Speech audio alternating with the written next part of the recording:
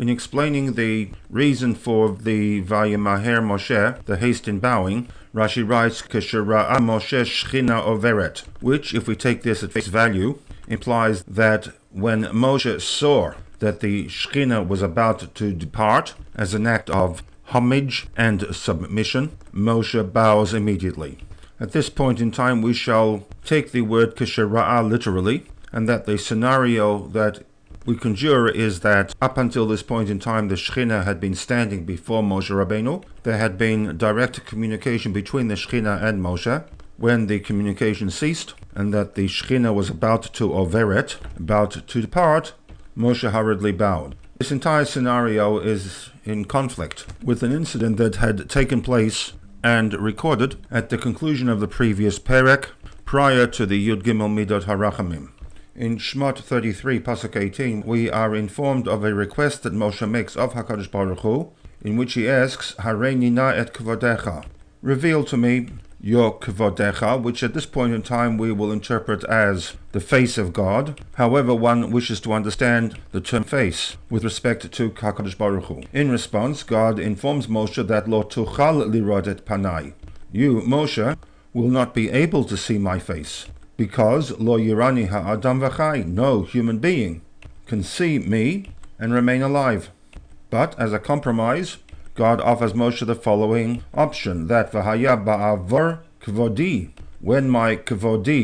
my presence is about to pass, once again terminology that needs to be put into some context, God tells Moshe that v'samticha benikrat hatsur, I will place you into the cleft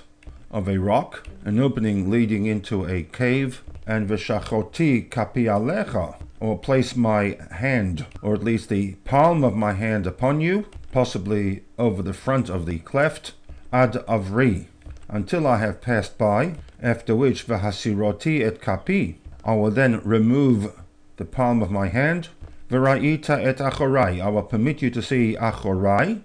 but upanai lo yere'u, you will not see my panai. What we have from this incident is that there is a metaphorical front and back to God. The front of God, for lack of a better descriptive, the face of God, was never revealed to Moshe Rabbeinu. At best he saw the achorai, which Rashi, drawing upon a statement made in the Gemara Brachot, defines as the kesher shel tefillin, the knot through which the tefillin are attached to the head and located in the nape of the neck. However one understands God's tefillin and the knot that attaches the tefillin to God, this is what the Gemara defines as the achorai, and this at best was what Moshe was able to see of HaKadosh Baruch Hu. From this segment of text, it appears that at best Moshe sees the Shechina only after it had departed. Yet in his commentary to Vayamaher Moshe, Rashi writes, Keshera'a Moshe Shechina overet. And as mentioned, if this is to be taken at face value, it would appear that Moshe was able to see the Shechina, and that as he saw the Shechina departing, according to Rashi, that was when Vayamaher Moshe hurriedly bowed. While from the actual text, it seems that all Moshe was able to see of God was God's achorai after the Shechina had departed.